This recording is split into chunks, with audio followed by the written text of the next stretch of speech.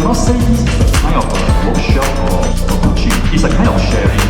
So what this sensor do is it will collect all the information such as capture image, which is a vision system.